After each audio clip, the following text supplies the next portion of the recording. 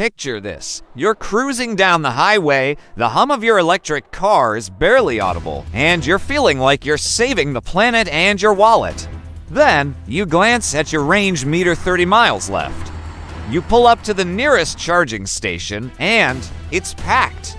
Hit the accelerator, and you get instant torque that makes even a base model EV feel like a sports car. It's like driving a silent rocket. My favorite part? The tech. Most EVs come loaded with over-the-air updates, so your car literally gets better over time. New features, better range estimation, even performance boosts, all without stepping foot in a dealership. And let's not forget the eco-cred. You're cutting down on emissions, and in 2025, with more renewable energy on the grid, that impact is bigger than ever. Plus, the bragging rights of rolling up to a party in a sleek, futuristic ride, priceless. If you've got an EV, drop a comment and tell me what you love or hate about it. If you're on the fence, let me know what's holding you back. Maybe it's the charging struggle, the price tag, or just not knowing if it's right for your lifestyle. Hit that subscribe button if you want more no BS takes on electric cars, and ring the bell so you don't miss our next video. Thanks for watching, and I'll catch you in the next one. Every stall is taken, and there's a guy in a Tesla giving you the sorry, buddy shrug. Owning an EV isn't all sunshine and rainbows. The biggest headache, charging infrastructure or the lack of it. Cold weather can slash your range by 20 to 40%. I'm not kidding. Last January, I was driving my EV in 20-degree weather, and my 300-mile range dropped to under 200. You're constantly doing mental math. Can I make it? Should I turn off the heat to save juice? It's stressful, and if you're planning a long trip, you better map out chargers like you're plotting a military campaign. Apps like PlugShare help, but they're not foolproof. Sometimes a working charger is out of service or slower than molasses.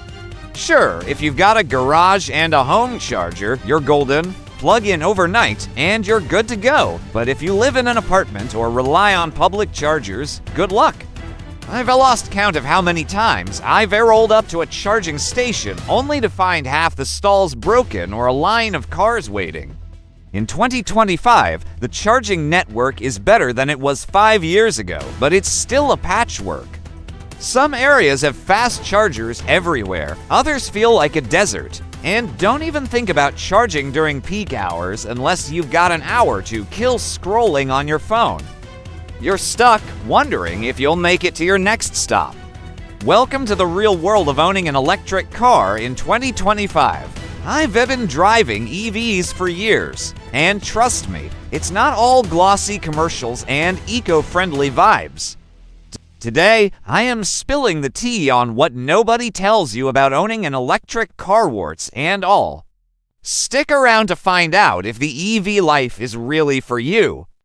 Hey there, welcome to the channel where we talk cars, electric cars, to be exact.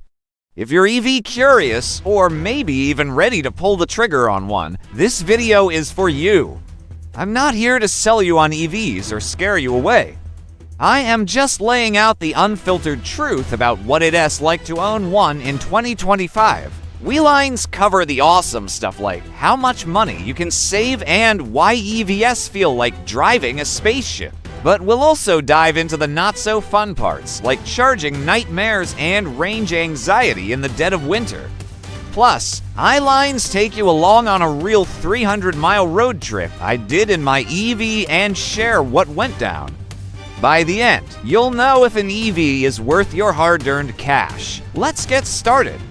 First, let us talk about why owning an electric car can feel like you've cracked the code to modern driving. The savings are real. Gas prices are still all over the place, but with an EV, you're charging at home for pennies compared to filling up at the pump. For example, charging a typical EV like a Tesla Model 3 or a Chevy Bolt costs about $10 to $15 for a full charge, depending on where you live and your electricity rates. That's enough juice for 200 to 300 miles of driving. Compare that to a gas car, where you're easily dropping $40 or more for the same distance. Over a year, you're saving hundreds, maybe thousands, depending on how much you drive. And don't get me started on maintenance. No oil changes, no spark plugs, no exhaust systems to worry about. Your wallet will thank you. Then there's the driving experience. EVs are smooth. But here's where the shiny brochure starts to fade. Then there's range anxiety. Most new EVs in 2025 boast ranges of 250 to 400 miles, which sounds great until winter hits. Speaking of long trips, let me take you on one. A few months ago, I decided to take my EV, a 2024 model with a 300-mile range, on a 300-mile road trip from my place to a family reunion. Sounds doable, right? On paper, sure. I planned my route with 3 charging stops, just to be safe. The first leg was smooth, cruised 100 miles, found a fast charger, and grabbed a coffee while it juiced up in 20 minutes. But stop 2, disaster. The charger was down, and the next station was 50 miles away. My range was already tight because I was blasting the AC. It was 90 degrees out. I had to drive like a grandma, hypermiling to stretch every last mile. By the time I got to the next charger, I had 8 miles left and a whole lot of sweat on my brow. The rest of the trip went okay, but that one hiccup turned a 5-hour drive into a 7-hour odyssey. Moral of the story: EVs are great for daily commutes, but road trips require patience and a backup plan. There's also the upfront cost to consider. EVs are cheaper than they used to be, with models like the Nissan Leaf or Hyundai Kona Electric starting around $30,000. But if you want something with premium features or longer range, you're still looking at $40,000 or more. Federal tax credits can help up to $7,500 in 2025, depending on the model, but not everyone qualifies. And don't forget the cost of a home charger if you need one.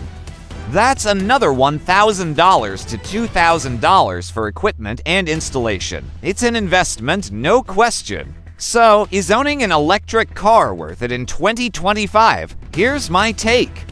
If you've got a predictable commute, a place to charge at home, and don't mind planning road trips like a NASA engineer, an EV is a no-brainer. The savings, the tech, the driving feel, it's hard to beat. But if you live in a rural area with spotty charging, or you love spontaneous cross-country drives, you might want to hold off or consider a hybrid instead. EVs are the future, but the infrastructure isn't quite there yet for everyone. For me, the pros outweigh the cons, but I've learned to roll with the punches. Your mileage, pun intended, may vary. Alright, that's the real deal on owning an electric car in 2025.